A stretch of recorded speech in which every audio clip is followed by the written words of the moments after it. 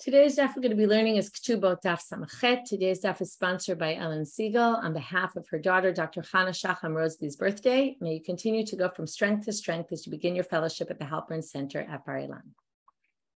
Okay, we're going to get started with another story about poor people. Okay, so we're dealing with this interesting section all about giving charity. Rabbi Chanina. Okay, I shouldn't even say it's about poor people. We're going to see the next story where maybe they're not exactly poor people, and yet it's a story relating to charity. Rabbi Chanina hava hahu anya dava regila shadurele arba zuze kol male shabta. Every week he would give him 4 zuz. Yom echad, one time, shadrinu niale biyad debitu. He sent his wife instead of him, just like the previous story we had, the son going instead of the father. Ate amrele, she said to him, lo tzarich. You know, these people really don't need our charity. My chazit, he said, what did you see? She said, Shamay dahava ka'amrele, b'me'at ha'soed, b'tzlei kesef or b'tzlei zahav. She heard them saying, oh, should we use the silver dishes or the gold dishes today for serving them? She said, these people clearly are not poor. I should just point out, tzlei kesef and tzlei zahav came up in another sugya. Actually, I don't remember exactly what it was. I somehow think it has to do with the Kohen Gadol, but I don't remember. Anyway, it's even though it sounds like gold and silver utensils, you can look at Rashi, and Rashi here says it's actually not talking about that. It's talking about tablecloths that are white linen or silk. And even though it sounds like gold and silver, maybe that was just the way they said it when they really mean something else. Anyway, it's not so important what it is. Whatever it is, it was something expensive item. Amal, so his reaction to her is very interesting. It's very different than the previous story where, you know, they were spilling this aged wine on the floor for a nice scent. And he said, oh, they must have high standards, and therefore we have to give them more charity. He realized in this case, they were clearly duping him. And he said, Hainu dabadi, you know, this is kind of putting a positive spin on things. Hainu da'amar Rabbi Elazar, bo v'nachzik tova l'rama'im. You know, we should be happy there's people who trick us in this kind of area. Why? Otherwise, we'd be sinners every day. Why is that? Okay, this is in a pasuk in Sefer Dvarim, chapter 15, verse 9, where I'll read you the whole pasuk. Right? You should not have these bad thoughts, and yet, be careful not to have these thoughts, and say, the Shemitah year is coming. What happens in the Shemitah year? Any loans basically get dissolved. So, and you'll have a bad eye toward your fellow people who are in poverty. And you won't give him charity. And basically, they'll call on your name to God, and you will become a sinner. So he says, Betani Rabbi Chia, on this pasuk, Rabbi Chia bar Rav Midifti says that Rabbi Yoshua ben Korcha Omer, if you don't give charity, it's as if you're worshiping Avodah Zarah. As it says, how do we get to Avodah Zarah? Okay, so by not giving charity to someone who asks you, you're basically like doing idol worship. Because it says in the Pasuk, Tipacha, as I read in the beginning of the Pasuk, that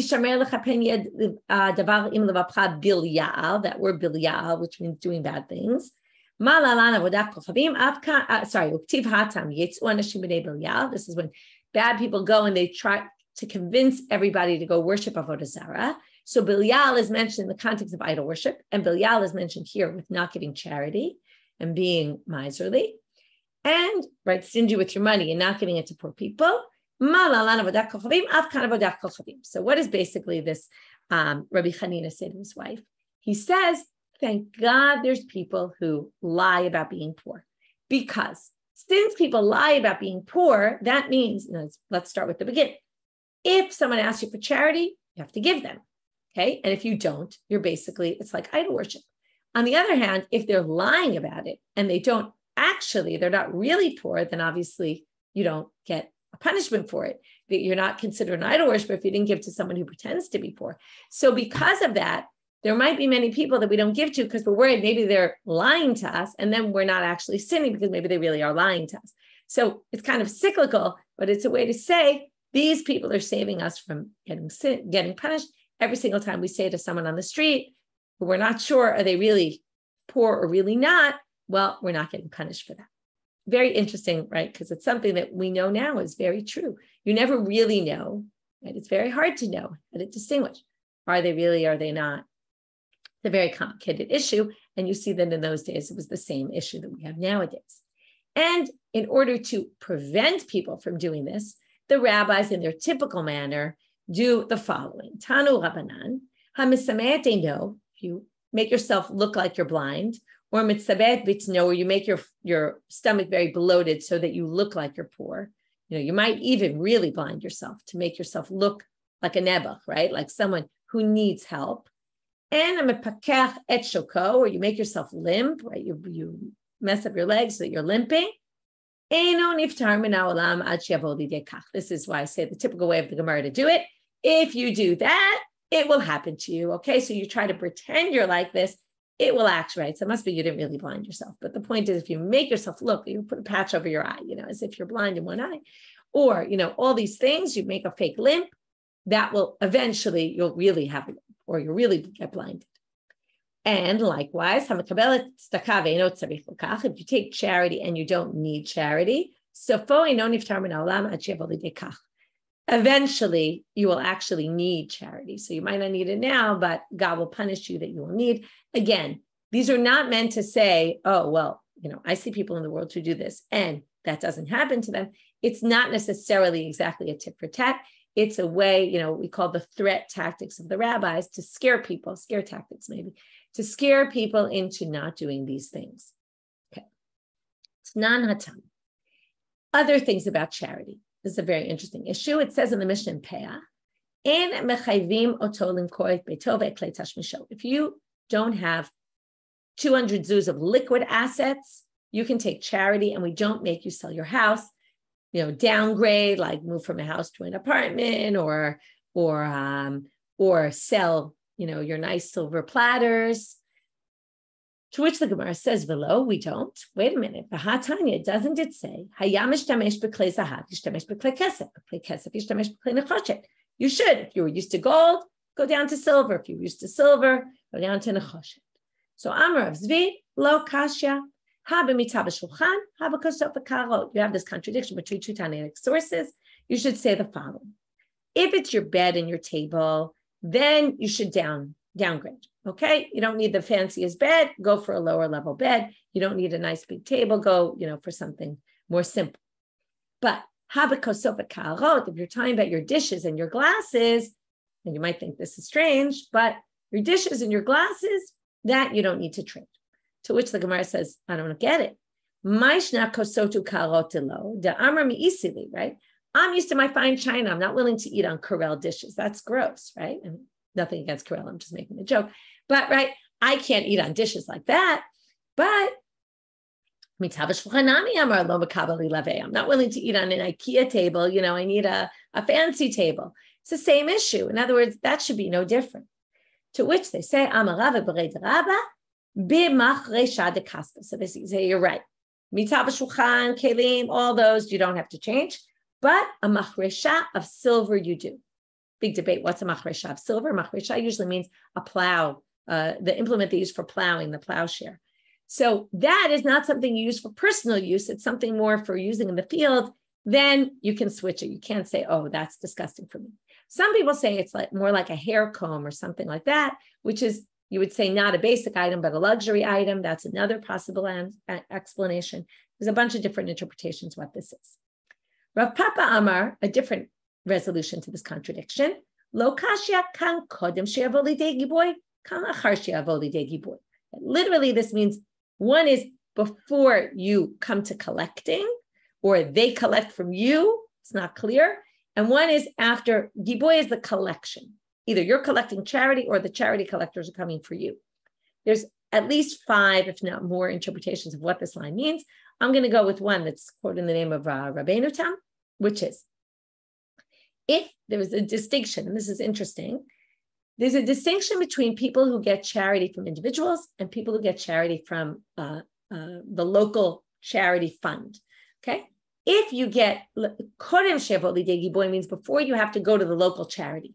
But, your friend, your neighbor, you're getting charity from an individual. If you're getting charity from an individual, the individual decides who they're giving charity to, and you don't have to start, they don't usually ask you for all your salary stubs and payment stubs and all your this, right? They don't ask you questions. They see you need it, they give it to you. That's fine. You don't have to start selling things. And if someone's willing to give you charity, they know you're living in a house. They know you have these nice gold dishes or whatever it might, your nice china or whatever it might be. And they're willing to give you charity anyway. But if it's coming from public funds, which basically means that we're going to give it to you as opposed to somebody else, that individual might be deciding, I want to give it to you anyway. But when it comes to a communal fund, then you have to start selling things first before you can start taking from community money. It's a very interesting distinction, makes a lot of sense. That's the end of our charity sugya, and now we're moving into the orphan. Okay, we have an orphan girl, and the real issue becomes, how do we assess what kind of dowry she gets from the estate? Because any dowry she gets is going to come out of the money of the sons, right? So there's always this play, just like we have with the widow, that her money is being taken away from the orphans, and it's a matter of, whose side are we on? We saw that whole thing between Rav and Shmuel, who's siding with who. So here we also have this issue. On the one hand, we want to protect the orphans and their inheritance. On the other hand, we want to protect the orphan girls and make sure they get a dowry. If they don't get a dowry, they might have trouble getting married. So, and the question is there a set amount? How does it work?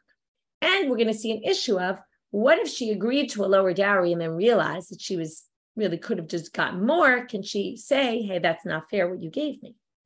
So that's the first halach in the Mishnah, the last one I just mentioned. Yitoma shisiata ima o achia midata. You have to remember, in the Gemara, orphans are girls who don't have fathers, because the fathers are the ones with the funds, and you're considered an orphan, even though you're not really an orphan, you have a mother, but it means you don't have a father with the money, and you're taking your money from the children, so the heirs. So if the mother or brother married her, and she agreed, and it seems like she agreed to the amount. They gave her the lowest amount possible, which is the 50 zuz, or maybe 100 zuz, which still isn't a lot more. Remember, these are the zuzim pshutim, the simple zuzim. Look, she was a minor. She didn't know any better. When she gets of age, she can say, right, just like she could do miyun in this case, but it's not connected with miyun here, the refusal. Here it's saying, listen, you didn't give me enough, give me more money, please. Rabbi Yehuda Omer. Now we're going to have a machloket in the second part of the Mishnah. So the first part of the Mishnah has to do with her not protesting, and this is going to come up a lot later, so I want to make sure you get it. Her not protesting is not explained as she just gave up on it and didn't care, because she didn't know any better. She was a minor. What was she supposed to know? Now that she knows, she could say, oh yeah, I didn't protest because I didn't realize I could protest. So now I'm protesting and I want my money. And she has rights to that. Now, the question is, how do we assess what the father would have given as a dowry? So Rabbi Yehuda Omer, if he married off one daughter before he died. So we assess, well, whatever the father gave the first daughter, he clearly would have given the second daughter, right? Parents give fair and square to everybody the exact same amount. Okay, not necessarily. Kids always complain about this. They got this, I didn't get that, right? So here they're going to say, though, we're assuming if he gave that amount to that daughter, he would give the same to the second daughter. So we can assume. Now, right, sometimes the second daughter gets more or less depending on his financial status, right? So that's a little bit of a complication, but comes Rabbi Yehuda and he says, listen, we're going to assume, and I guess you'd have to assume he has the funds for it. So he gave her 200 zuz, the second one gets 200 zuz as well. The second one obviously is when he's no longer alive, and we're trying to figure out what would he have done. Again, this whole daf from here on in is all going to be about trying to get into the brain of different people, right? Here, the brain of the father. What was he thinking? What would he have done were he here now? Chachamim omrim, that's a bad answer. Parents might want to give to their kids equally, but it could be when the first one got married, they had a lot of money, and then the stock market crashed and they didn't have money and they couldn't afford it, or they got very wealthy in the meantime and they have more money for the next kid. So that happens a lot. So it could be they gave a bigger dowry, they would give a bigger dowry or a smaller. Therefore, we don't really know, right? We don't know what the father would have done.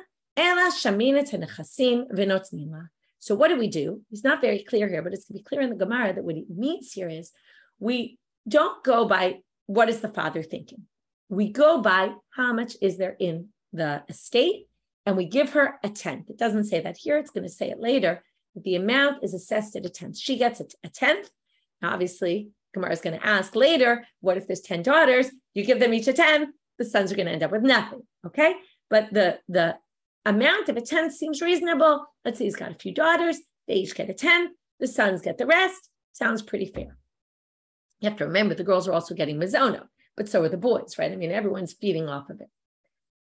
So now, because it's this fair deal, right? She gets a one-time payment of a dowry, and he keeps the money, over the sons get to keep the money, and that's their money.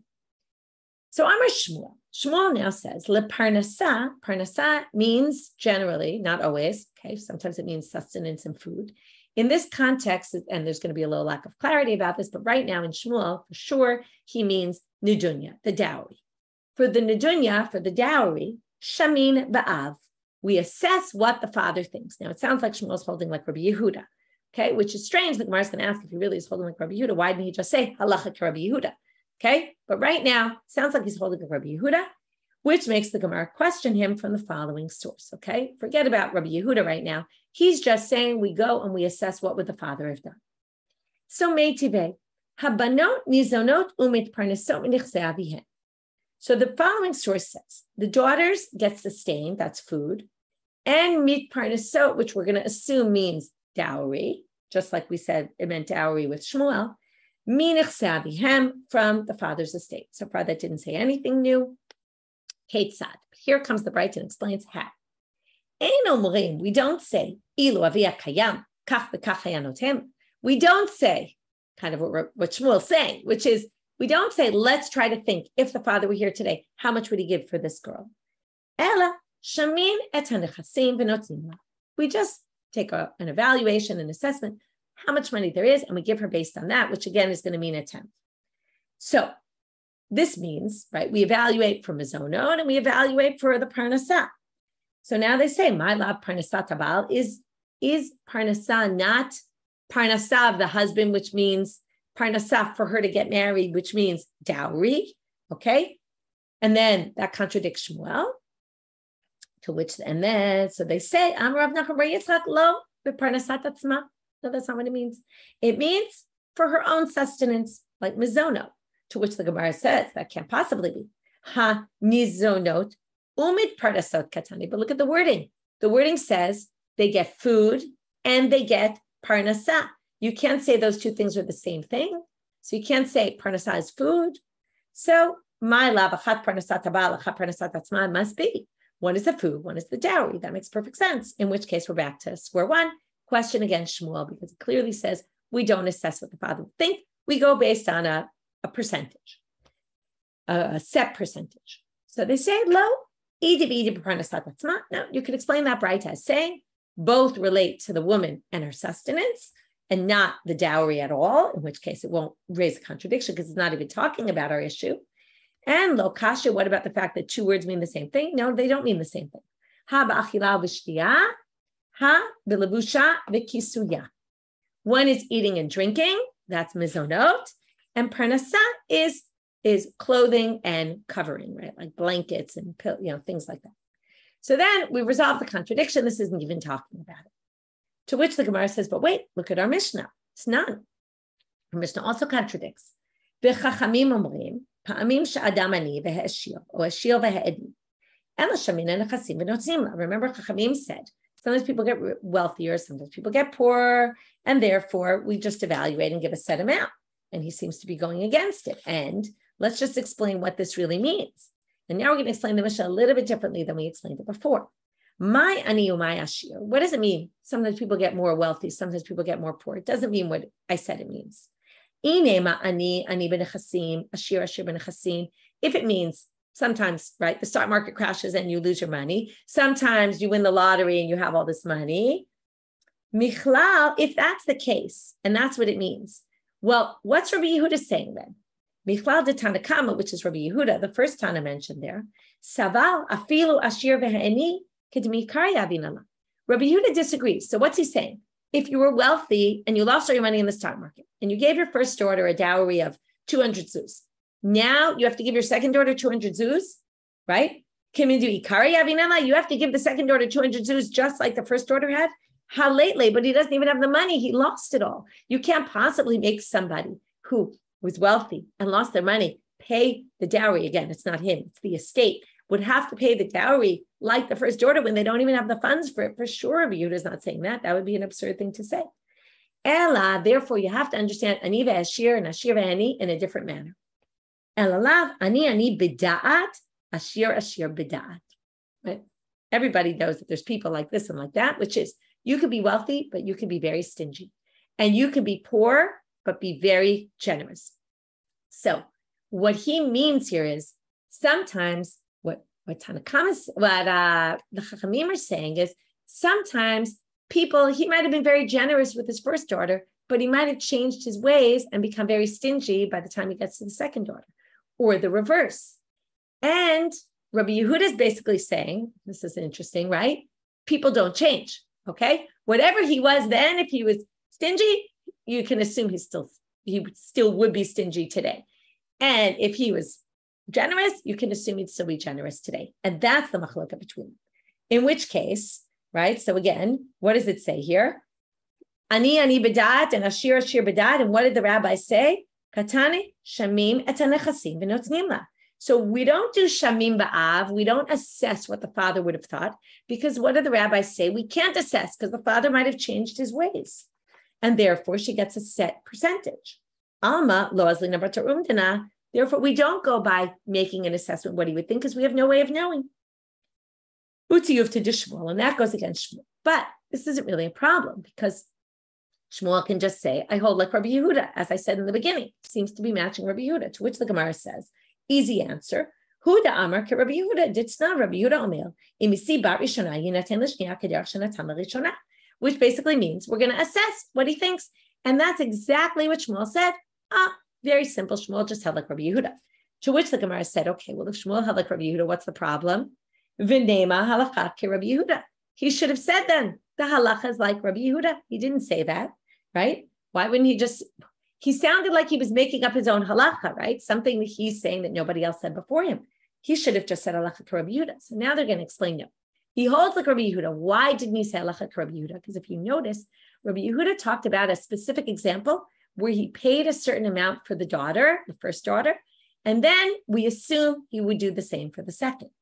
Again, he was either very generous or he was stingy. And we're going to then go with it and say, okay, he was generous, we'll assume he's generous. He was stingy, we'll assume he's stingy. Well, Iyamar alacha ke Rabbi Yehuda, Hava Amina, I would have thought, if he just said alacha ke Rabbi Yehuda, I would have thought, Dafte hisiah tegali date. What does it mean to assess what he thinks? Well, there's all kinds of ways we can assess whether someone's cheap or generous.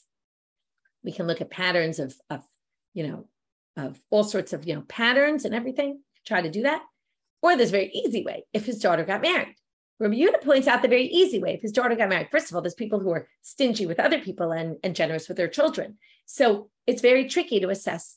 So comes Shmuel and he says, Rabbi Yehuda talked about particularly a case where we have proof, real proof what he did, because he already married off a daughter. So we'll say we can continue the same. But the galidate, it's clear what he would have done. Avaloi sialo, but maybe if he hasn't married off a child yet, we can't say, oh, look, he was generous to this person. Maybe he'll be, or he bought his kids a Wii, or he did nice things for his children. Maybe we'd assume he'd give her a big dowry. No, kamashmalan. Therefore, come Shmuel to say the way I understand Rabbi Yehuda. Tamid Rabbi Yehuda das lina batar umdina.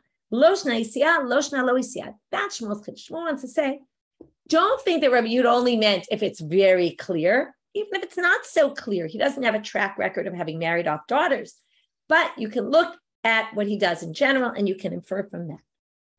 Now, if that's the case, according to Shmuel, why did the Mishnah specifically say, if he marries the first daughter, why didn't they just say, go look at the way he spends in general?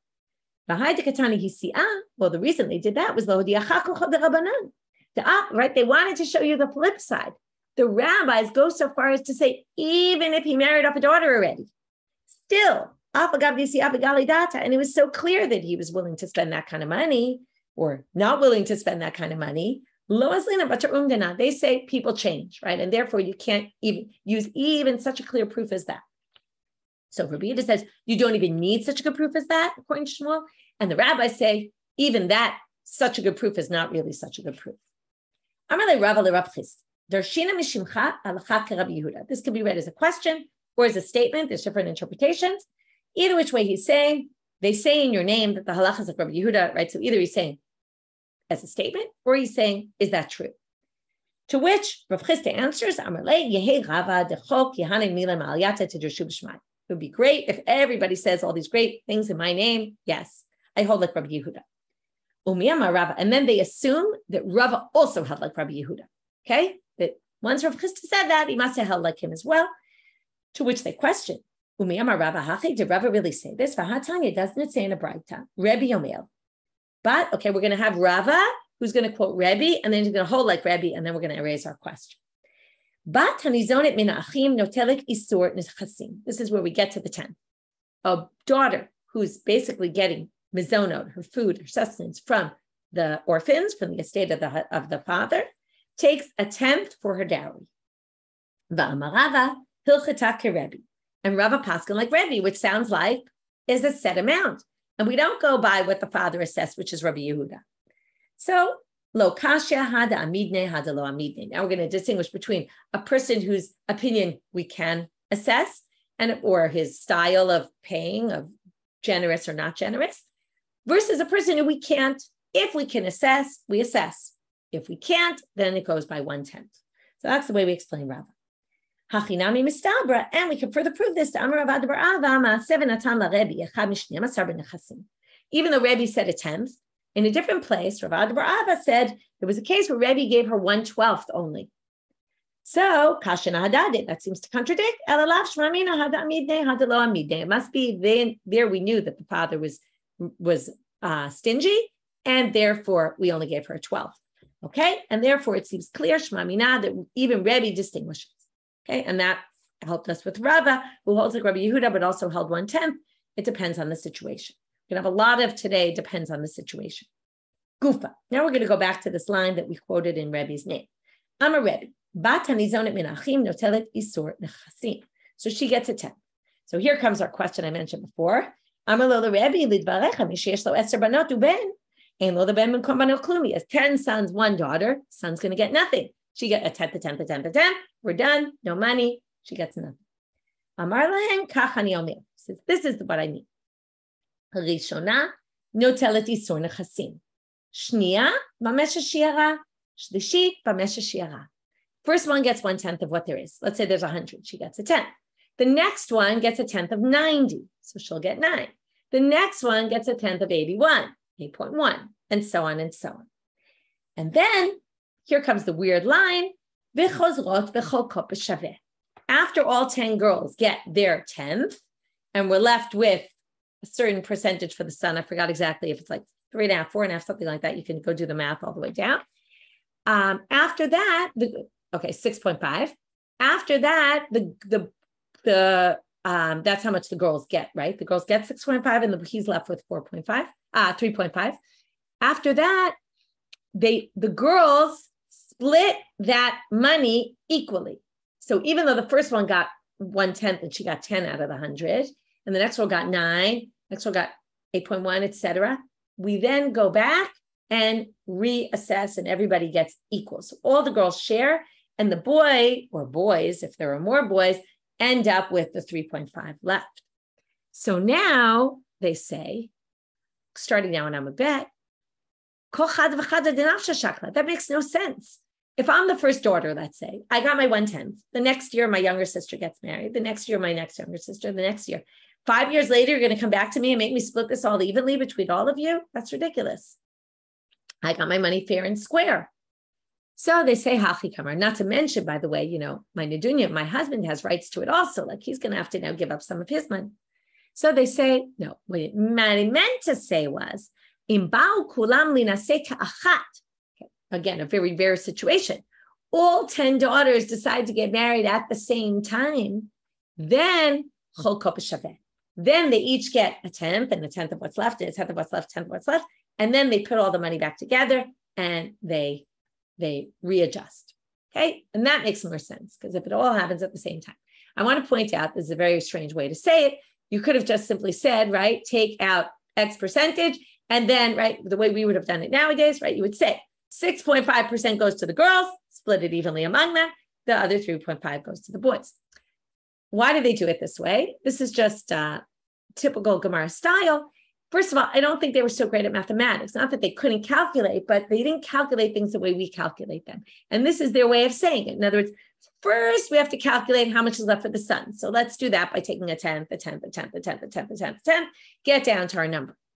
Then once we have that, okay, so now bring all the money together and divide it up. It's just a way of getting to the calculation in a bit of a different manner. Okay. So next. So this supports what Rav Matna said. The Amar Rav Matna, im ba'u linasei kulan ke'echad, notzlot isur echad. Rav Matna said the following statement, which really doesn't make very much sense. If they all get married at the same time, they get 1/10. Okay, they share 1/10. Isur echad, that's ridiculous. They're going to share 1/10. Ela notzlot isur ke'echad. It means they take the 1/10 all together, which means the way we just described it, the complicated way, but that's what it means.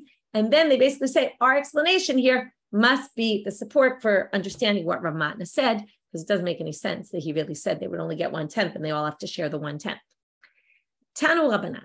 Now we get to another statement about the girls getting their dowry. Bein bagru ad shelo nis'u, ubein nis'u ad shelo bagru. Okay, it sounds very complicated, but it's really pretty simple.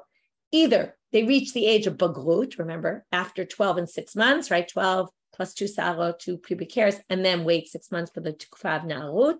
After that, if she's a bogeret, if she's not married yet, or bein nis'u ad shelo bagru, or they're already married, but they haven't reached the age of bagrut, ibdu mizonoteha, either bagrut or marriage, basically, stops you from getting mizono payments. You can't get mizono anymore from the family. You could, but you can't demand it.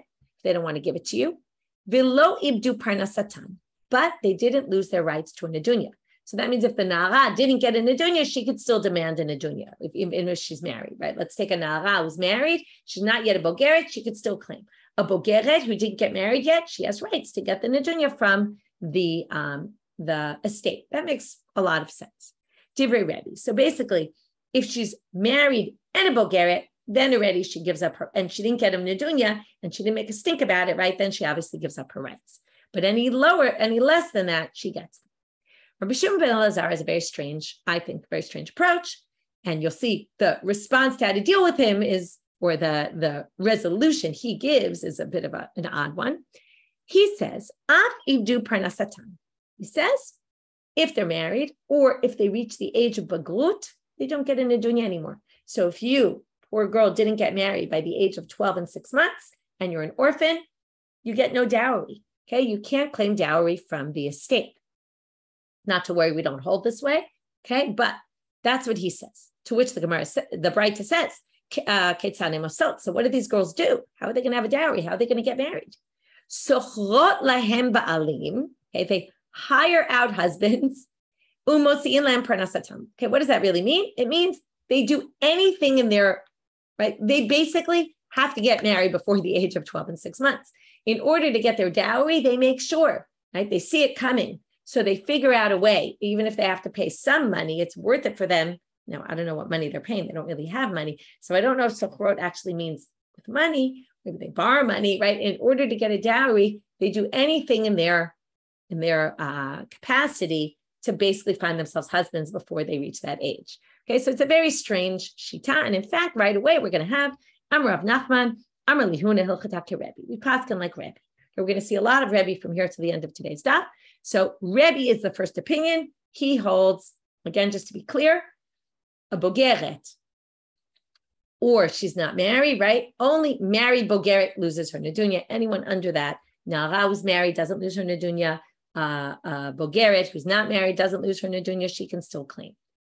Eitive Rava le Rav Nachman. Rava now comes with a question on Rav Nachman, the fact that he paskin like Rebbe, and he says, look back at our Mishnah. Yitoma shesiata ima or achia mida'ata. וכתבו לה ב100 או ב50 זוז. יכולה היא שתגדיל להוציא מידם מה שראוי להינתן לה.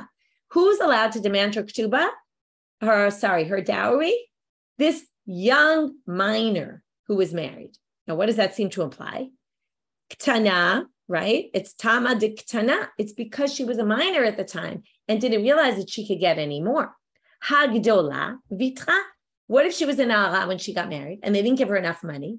Sounds like she was what we call mochelet. She gave up on her rights. She can't later claim them. And what did Rebbe say? Na'ara, who's married, can claim her nedunya. That was right. That was supposed to be given to her from the orphans. Obviously, it was supposed to be given to her, according to what we've learned now, is a 10th. She didn't get a 10th of the estate. She can go claim more. And Rebbe seems to say yes. And this our Mishnah seems to imply no. Lo kasha. Ha de machai, ha de lo machai. It depends whether she protested or didn't protest. If she protested, okay, we're now going to say the Mishnah is in a case where she didn't, right? Only a ktana is if she didn't protest. If she didn't protest, if the na'ara, now again, what was the whole assumption of the Mishnah? She's young, she didn't protest because she, didn't realize. But a na'ara should know better. She's already of age where she should figure this out. If she didn't protest, she gave up her rights. If she did protest at the time of the marriage and she didn't get the money yet, she can go claim it later as long as she's a na'ara and even if she's married. Okay, if she's a Bulgarian and married, she can't anymore, but a na'ara who didn't protest is allowed to go. But if she protested at the time and they didn't give it to her, she can claim it later. If she didn't protest, she loses her rights. Okay, this is a big distinction we're going to make from here on in. Hachinami mistabra, we can further prove this distinction because of another contradiction of Rebbe in a Braita. Okay, first we had a contradiction of Rav Nachman who held like Rebbe, which seems to go against, right, the Mishnah, Rebbe against the Mishnah. Now we're going to have Rebbe against himself because Ditanya, Rebbe Omer, Bat Hanizonet Mina Achim, remember we learned this? If she gets sustenance from the brothers, Notelet Isur Nechasim. She gets for her dowry a 10th.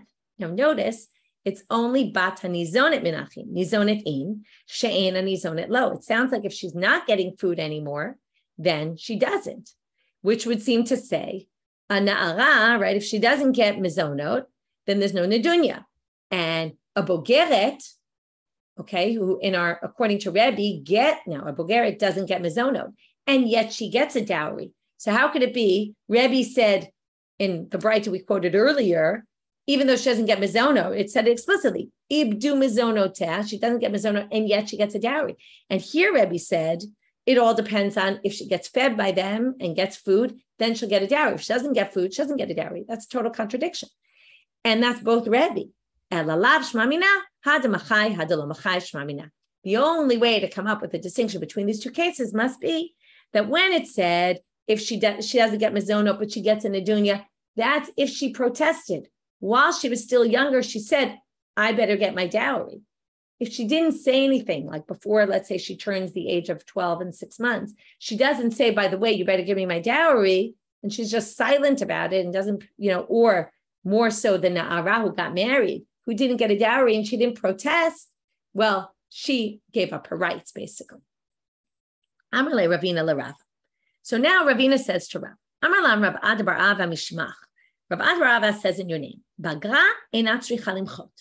Niseit enat tzricha limchot. Okay, Bagrut by herself, if it's just a Bulgarian, you don't need to protest.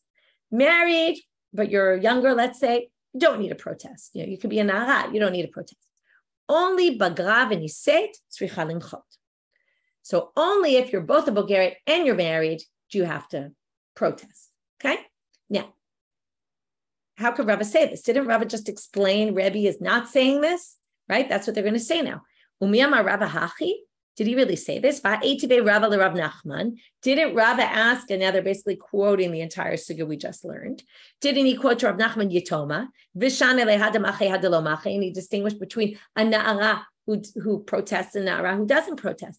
And it does depend on, right? Even a na'ara could be giving up her rights if she doesn't protest.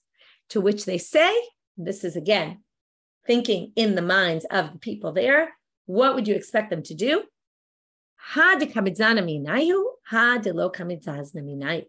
It really depends if they're getting sustained by the estate. If the brothers, if she's a nara and she's married, let's say, and she didn't protest that they gave her no dowry or not enough. If she's still getting food from them, if they decided to keep giving her mazonot because they were nice and they said, we're going to keep supporting you, and they don't give her a dowry, she'd be silly to start complaining to them, right?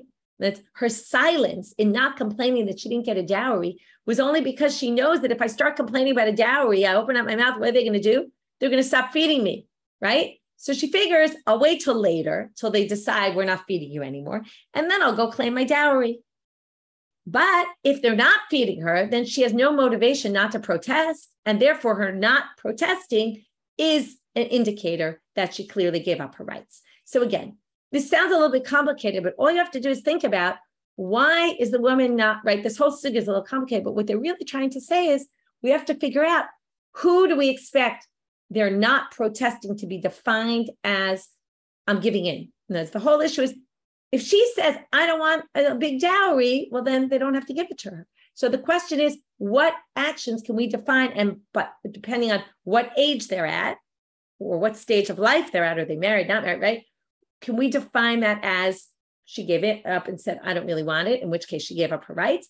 Or do we say, no, she didn't know that she could do that, right? Which is the ketana, or she wanted to keep her mouth shut for other reasons because she was going to lose, right? Sometimes you ask for something more, you're going to lose everything. So basically, those are the different issues that came up here. Last easy section for today. Amar Rav Huna, Amar Rebbe, this part was more complicated. This is easy. Amar Rav Huna, Amar Rebbe, Parnasa eina kitnai ketubah. Okay, we have two things. Tnai ketubah, if you remember, the whole thing about the girls, the orphans get fed by the father's estate is part of the ketubah of the mother. The mother gets promised that in the event of the death of the husband, her daughters, besides she, but also her daughters, will be supported from the estate. So that's tnai ketubah. Parnasa is the nedunya. The fact that the daughter gets a nedunya is not the same as tnai ketubah. So the question is, in what way? My ena kitnai ketubah. So they're going to have 3 attempts to explain this. Only the third one will work. If you want to say Ilu Parnasa Tarfa Mishabde. Parnasa, the nedunya you can take from land that liened property. He sold property to someone else. She can demand the nedunya from the liened property. And mizono tnai ketubah lo tarfa mishabde. The reason you can't take the food from liened property is because there's no end to the food, right? It's not a set amount. Nedunya is a one-time set amount. One-time set fees, like you take out a loan, you owe the money back. If you don't pay it, they can take it from land you sold. Because when they go to buy it, they know that there's a lien on the property for X amount of money. But if it's something that could go on forever, mizono, that's something that's very unclear exactly how much money, that you can't take from lien property. If that's what you want to say is the difference between them, well, my kamash malan, this is very interesting. Usually they say, what's coming to teach you? We already know this. Where do we know it? Usually because it says it in the Mishnah explicitly. This is a different kind of, why are you saying this? Every kid in first grade knows this. This goes on every day. Every day people are doing this. Everyone knows it's such a basic halacha. There's no reason Rav Huna would have to say this in the name of Rebbe. Everyone knows that mizono can come from lien property, and the nedunya you can take from lien property. Again, this means, let's say the father sold land before he died, right? She can demand it back from the buyer. Elad, maybe. Okay, so option 2. Remember, it's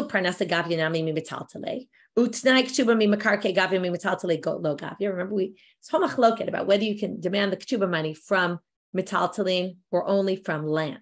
So what they want to say is maybe the tnai ketubah, the mezonot, you can only take from land, but the nedunya you can actually take from movable items. Well, actually, Rebbe holds even the mezono can come from land. Okay, there's a difference between lien property and land, right? Before we talk about lien property you already sold to somebody else. Here we're talking about land that's in the possession of the yatomim. So Rebbe himself says, which basically means land where there's responsibility associated with it. Meaning if you sold it to someone, right? No one can take it back ever. That's ein lemachrayut. That means movable property. Motziin lemazoni shau lebanot. Divrei Rebbe. Okay, they disagree with him, but he himself holds that mizonot, isha and banot, can take from land or movable property. So therefore, you can't say the mizonot is only from land and the nedunya is also from movable property. Because even that is, again, we're trying to figure out Rebbe, because this was Rebbe's statement. Ella, finally, third answer, my pranasayina ketuba l'chiditanya. This is a different situation. Until now, we've been talking about when the father's dead. What if the father's on his deathbed and he says the following? He says, Ha'omer al yadunu b'notav min chasaf. I'm on my deathbed. I say, I don't want my daughters to get any food from my estate. Ain't shomin lo. We don't listen to him because it was a t'nai ketubah. He already committed to that. He can't get out of it. However, okay, now the first two options, by the way, it was the nedunya was easier. This makes the nedunya much more stringent. If he says, Al yit parnasubanos have me the chasaf, if he says, I don't want to give them a nedunya for my possessions, shomin lo. Shaparnasai not t'nai ketubah, because it's not like a condition, it's not a condition in the ketubah, and therefore it's not like it, and therefore he doesn't have to provide a nedunya if he explicitly says. Obviously, our whole sugya was he didn't explicitly say anything, and therefore we give her the nedunya. It's a question of how much nedunya do we give her. But if he says explicitly, that puts nedunya in a different category than mizona. With that, we'll finish our daf for today. Have a great day, everyone.